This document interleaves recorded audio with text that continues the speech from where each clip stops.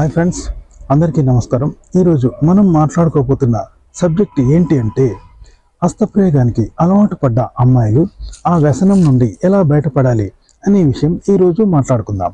Friends, నాకు ఒక చెల్లి వచ్చి ఏం చెప్పింది అంటే, అన్నయ్య నేను హస్తప్రయోగానికి అలవాటు పడ్డాను, నేను 10వ తరగతి చదువుతూ ఉన్నాను అన్నయ్య, నేను హస్తప్రయోగానికి అడిక్ట్ అయ్యాను, ఆ వ్యసనం నుండి నేను బయటపడలేకపోతున్నాను, చాలా పెయిన్ వస్తుంది, అంటే యోని భాగంలో నాకు పెయిన్ బాగా వస్తుంది, ఈ వ్యసనం నుండి నేను బయటపడలేకపోతున్నాను, దీనివల్ల నేను చదువుకు కూడా దూరం అవుతున్నాను అన్నయ్య, చదువు మీద కూడా నేను ఏకాగ్రత పెట్టలేకపోతూ ఉన్నాను, ఈ సమస్య ఎవరికి చెప్పుకోవాలో అర్థం కావటం లేదు, అమ్మ నాన్నలకు చెప్పుకోలేను, ఫ్రెండ్స్కి చెప్తే దీని మీద వాళ్లకు అంతగా పరిజ్ఞానం లేదు అన్నయ్య, బాగా పెయిన్ వస్తుంది, భరించలేని నొప్పి వస్తుంది అన్నయ్య, ఈ వ్యసనం నుండి ఎలా బయటపడాలి అన్నయ్య అంటూ ఒక చెల్లి తన బాధను చెప్పుకుంది.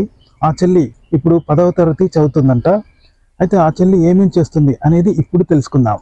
అయితే ఆ చెల్లి ఏం చేస్తుందంటే, అప్రయత్నంగానే తన చేతులు తన మర్మావయవాల పైన పడుతూ ఉంటాయి, అంటే ప్రయత్నం లేకుండానే తన చేతులు యోని మీద పడుతూ ఉంటాయంట.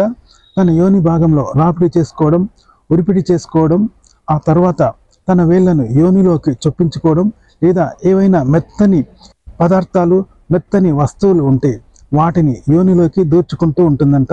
ఆ విధంగా తను స్వయం తృప్తి చెందుతూ ఉంటుందంట. ఈ సమయంలో తనకు విపరీతమైన భావప్రాప్తి, చెప్పలేని ఆనందం కలుగుతూ ఉంటుందంట.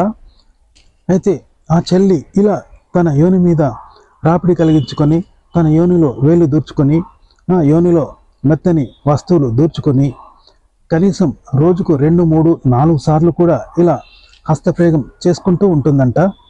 అయితే ఆ చెల్లి హస్తప్రయోగం చేసుకోవడం కోసం వివిధ మార్గాలను ఎంచుకుంటూ ఉంటుందంట.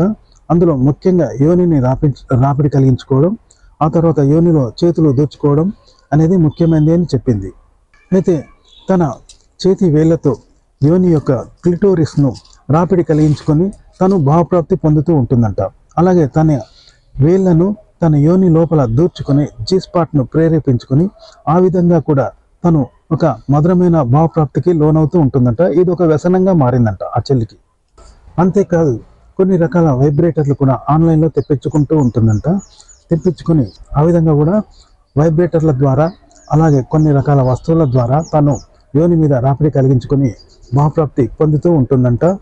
అలాగే తన చేతి వేళ్లతో యోనిని ఉత్తేజపరిచి, ఆ తర్వాత క్లిటోరిస్ని ఉత్తేజపరిచి, అలాగే యోని గోడలకు రాపిడి కలిగించి ఆ విధంగా తను భావప్రాప్తి పొందుతూ ఉంటుందంట.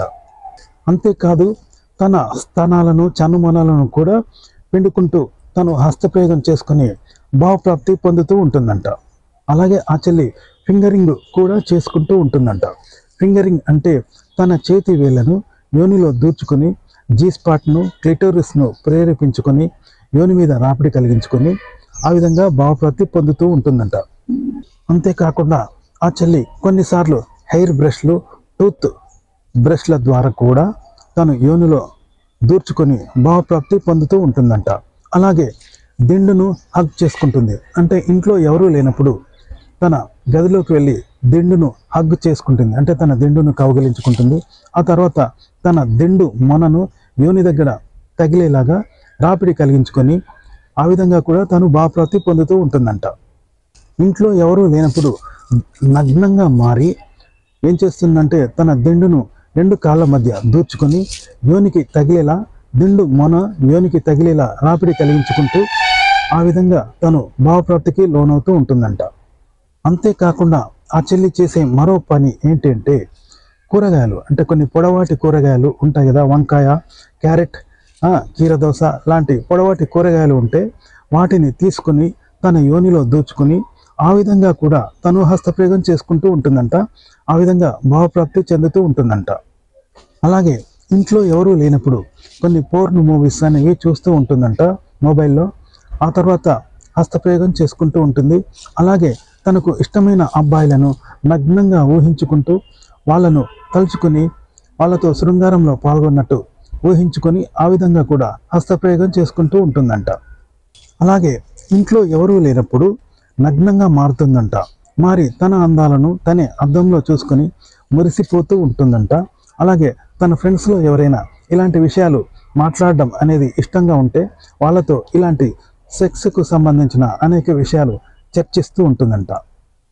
అంతేకాకుండా నగ్నంగా ఉండే అబ్బాయిల ఫోటోలు కూడా ఒంటరిగా ఉన్నప్పుడు చూస్తూ ఉంటుందంట. అంతేకాకుండా తనకు కోరికలు ఎక్కువగా అయినప్పుడు తన బ్రెస్ట్ని నొక్కుకొని ఆ విధంగా కూడా తాను భావప్రాప్తికి లోనవుతూ ఉంటుందంట. అంతేకాకుండా తనకు నచ్చిన అబ్బాయిలను ఊహించుకుంటూ, తనకు నచ్చిన హీరోలను ఊహించుకుంటూ వారితో శృంగారంలో పాల్గొన్నట్టు భావించుకుంటూ ఆ విధంగా కూడా ఆ చెల్లి స్వయం తృప్తి చెందుతూ ఉంటుందంట. అయితే ఇప్పుడు ఆ చెల్లికి వచ్చిన సమస్య ఏంటి అంటే, తను ఈ హస్తప్రయోగం అనే వ్యసనం నుండి బయటపడలేకపోతూ ఉన్నాను అని చెప్పింది. తనకు ఇది ఒక వ్యసనంగా మారిందంట. తను హస్తప్రయోగానికి అడిక్ట్ అయిందంట. దీనివల్ల తన చదువు కొనసాగడం లేదు అని చెప్పింది. అలాగే ముఖ్యంగా తన యోని ప్రాంతంలో విపరీతమైన నొప్పి, పెయిన్ కలుగుతుంది అన్నయ్య. నేను ఈ బాధ నుండి బయటపడలేకపోతున్నాను, ఈ వ్యసనం నుండి బయటపడలేకపోతున్నాను అన్నయ్య. ఎవరికి చెప్పుకోలేకపోతున్నాను, అమ్మ నాన్నలకు కూడా చెప్పలేను అన్నయ్య. ఏదైనా పరిష్కారం చెప్పండి అని చెప్పింది. అయితే ఆ చెల్లికి నేను ఇచ్చిన సలహా ఏంటి అంటే, హస్తప్రయోగం అనే ఈ వ్యసనం నుండి బయటపడాలి అంటే తను ఎక్కువగా అలాంటి ఆలోచనలు రాకుండా ఉండాలంటే ఎక్కువగా తన కుటుంబ సభ్యులతో, అన్న తమ్ములతో, అమ్మ నాన్నలతో ఎక్కువగా గడపాల్సి ఉంటుంది. అలాంటప్పుడు అలాంటి ఆలోచనలు రాకుండా ఉంటుంది.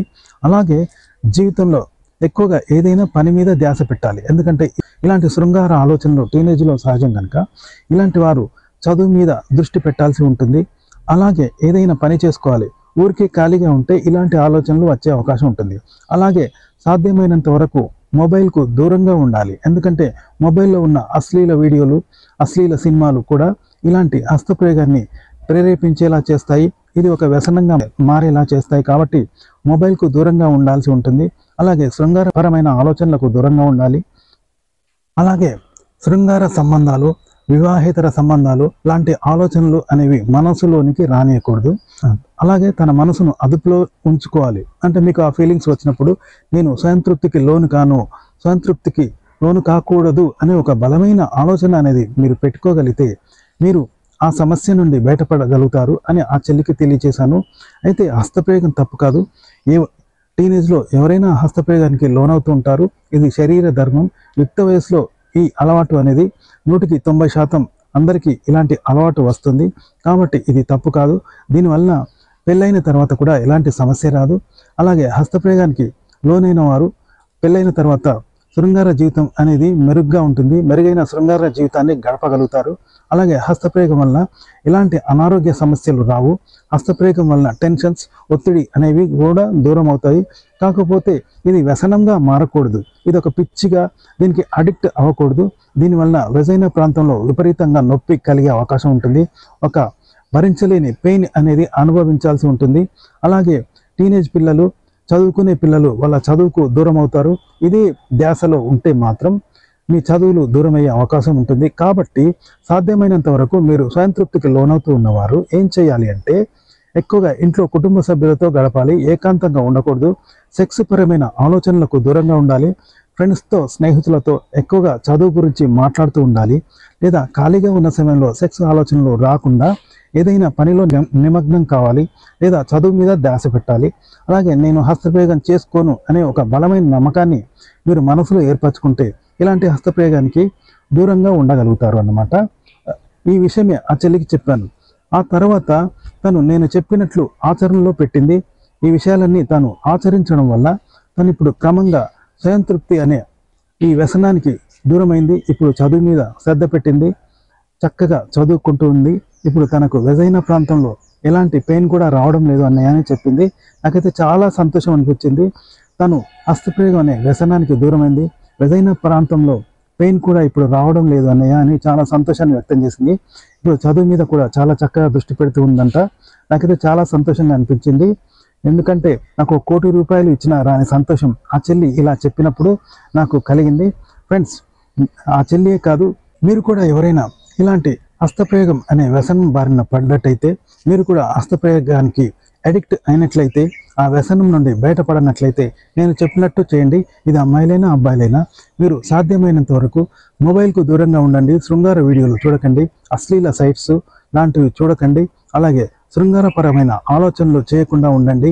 అలాగే మీ మనసులో నేను హస్తప్రయోగం చేసుకోను, నేను హస్తప్రయోగానికి బానిస కాను అనే ఒక బలమైన నమ్మకాన్ని ఏర్పరచుకోండి. అలాగే ఫ్రీగా ఉండకుండా ఏదైనా ఒక పనిలో నిమగ్నం కండి. దీనివల్ల శృంగారపరమైన ఆలోచనలు రాకుండా ఉంటాయి. దీనివల్ల మీరు హస్తప్రయోగానికి దూరంగా ఉంటారు. పోర్న్ మూవీస్కు దూరంగా ఉండండి. అలాగే అక్రమ సంబంధాలు, వివాహేతర సంబంధాలు లాంటి ఆలోచనలు చేయకుండా ఉండండి. అలాగే మీ ఫ్రెండ్స్తో శృంగారపరమైన విషయాలు చర్చించకుండా ఉంటే మంచిది. సాధ్యమైనంత వరకు ఖాళీగా ఉండకుండా చదువు మీద శ్రద్ధ పెట్టండి. ఏదైనా పనిలో నిమగ్నం కండి. దీని ద్వారా మీ చదువు కొనసాగుతుంది. అలాగే మీరు చదువు మీద కాన్సంట్రేషన్ పెట్టగలుగుతారు. అలాగే మీరు హస్తప్రయోగం అనే ఈ వ్యసనం నుండి పడగలుగుతారు. ఫ్రెండ్స్, ఈ వీడియో నచ్చితే లైక్ చేయండి, కామెంట్ చేయండి. మా ఛానల్ని సబ్స్క్రైబ్ చేసుకోవడం మర్చిపోకండి. సెలవు, నమస్కారం.